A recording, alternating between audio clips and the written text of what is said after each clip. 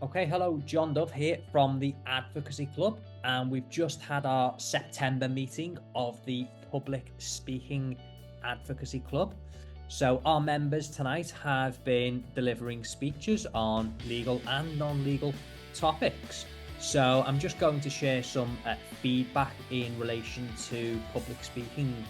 So, I'll start with some general tips and advice in relation to public speaking. And the first piece of advice I'll give is something I talk about all the time, pretty much at every advocacy club session, whether it's a legal session, public speaking, or whether it's debating. And that is when you present, try and speak nice and slowly. So normally about 100 to 120 words per minute is about right.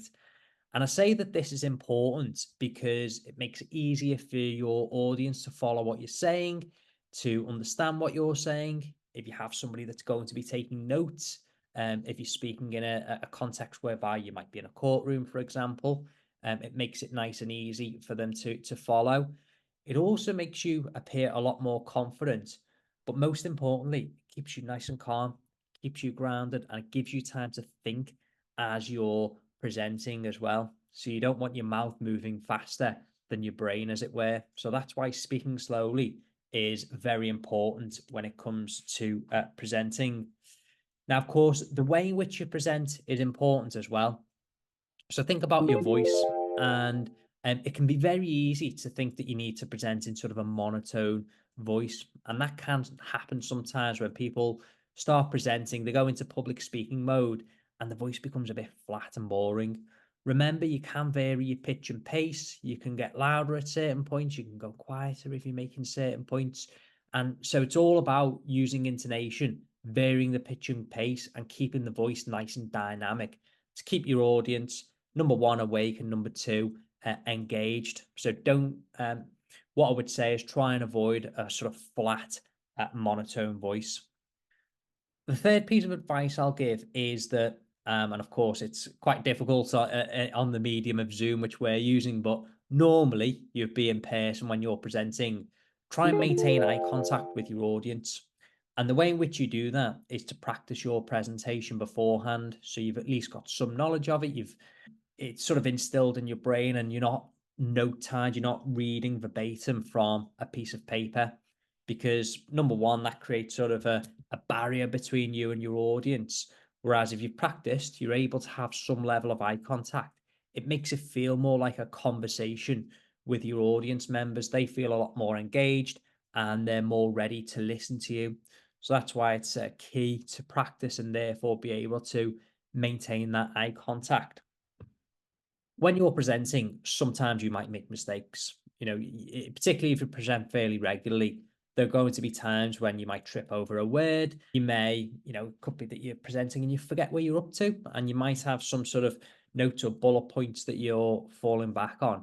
If you make a mistake, it's obvious to your audience, your tribunal, whomever that might be.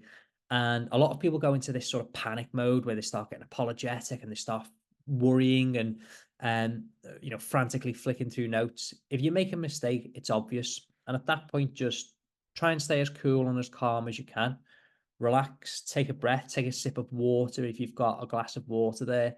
If you do have some sort of notes, just glance down, try and remind yourself of where you are, and continue.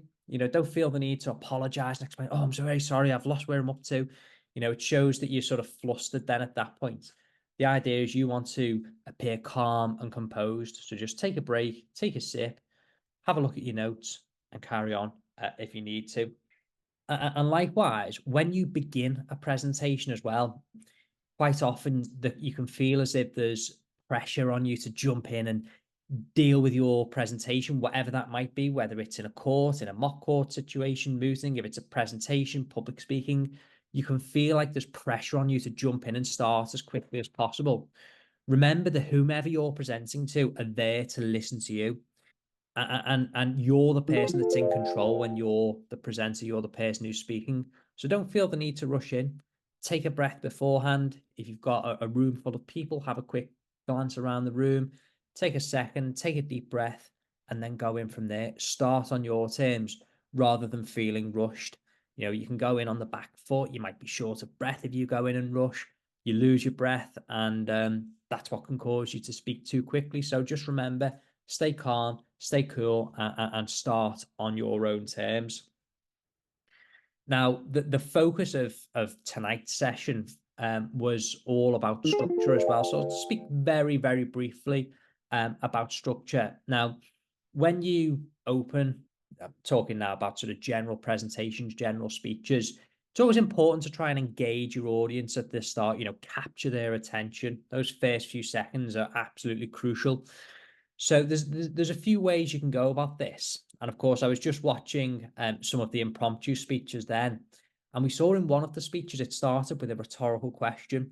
I think it was, out of everyone here, whose dad does DIY at home? It's a great way of starting a speech because it gets the audience thinking. The audience are thinking, oh, do you know what? That applies to me. I remember that. So you've got the audience thinking on the same brainwave as you. They're thinking about your topic and they're ready to listen to more. So a rhetorical question is a really good way of capturing the attention of the audience. If you do that, though, just remember to have a little pause after the question, just to let that sink in, just to let the audience think, let them let that sort of percolate in their brain before you then move on. So it's one great way of starting a presentation. And another way that you can begin is by being quite bold. So throwing in, some sort of extreme statistic that really gets your audience thinking, making a bold statement, something that makes the audience sit up and think, okay, right, that's interesting. I want to hear more. So engaging your audience at the outset is really important. And then, of course, the typical structure of a speech, and of course, this isn't the only way of going about it, but the way a lot of people deal with speeches is to have a beginning, middle, and end. Introduction, main body, conclusion. Not groundbreaking stuff, as you might expect, but that's how it's done in many situations, and that's sort of the simplest structure for a speech.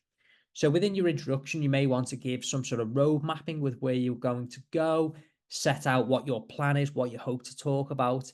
And once again, it's all about just getting the audience interested so they know what you're going to talk about.